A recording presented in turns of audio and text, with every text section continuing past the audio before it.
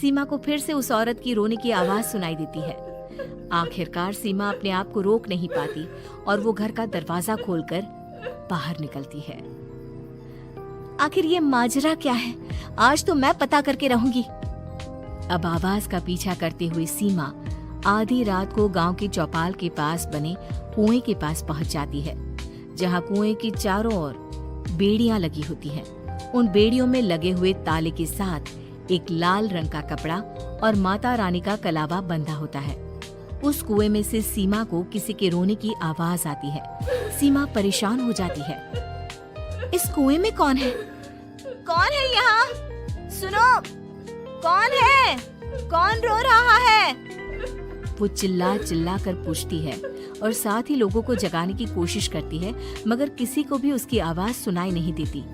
अब सीमा खुद उस कुएं के पास की बेड़ियों और तालों को खोलने की कोशिश करती है और किसी तरह कुछ देर की मशक्कत के बाद सीमा उसको खोल भी देती है।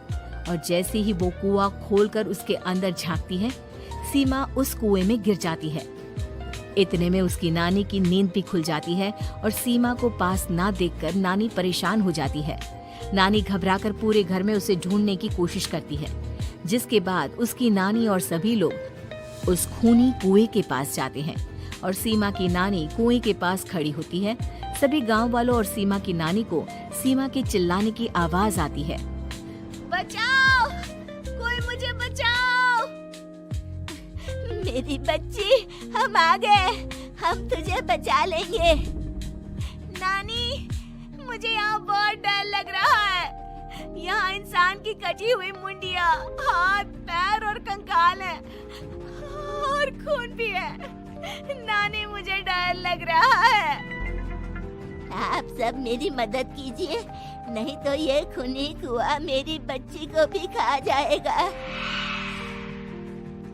अरे मुझे तो ये समझ में नहीं आ रहा कि आखिर इस खूनी कुएं को खोला किसने।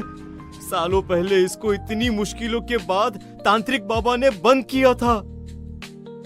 अरे पूरा गांव खूनी कुएं के बारे में अच्छे से जानता है, तो कोई भी जानबूझकर तो ऐसा करेगा नहीं। मतलब किसी ने अनजाने में इसे खोल दिया है भैया। सीमा को इस बारे में मालूम नहीं था और जब से वो यहाँ आई थी तभी से उसे किसी औरत के रोने की आवाजें भी सुनाई दे रही थी। कहीं सीमा ने ही तो उसे नहीं खोला। अगर ऐसा है तो फिर सीमा का बचना बहुत मुश्किल है। वहीं कुएं के अंदर सीमा रोते हुए बैठी होती है कि उसे आवाज सुनाई देती है, जो कुएं के बाहर खड़े गांव वालों में से किसी को सुनाई नहीं देता। आज सालों के बाद मुझे ताजा खून मिलेगा। तेरा खून पीकर आज मैं अपनी प्यास बुझाऊंगा।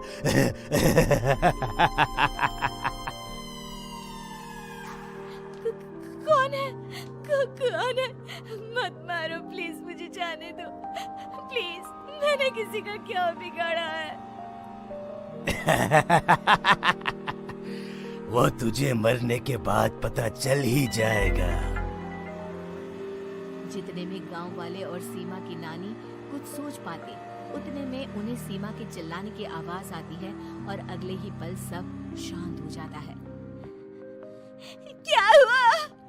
सीमा, मेरी बेटी। माफ करना बहन, लेकिन अब सीमा वापस नहीं आएगी।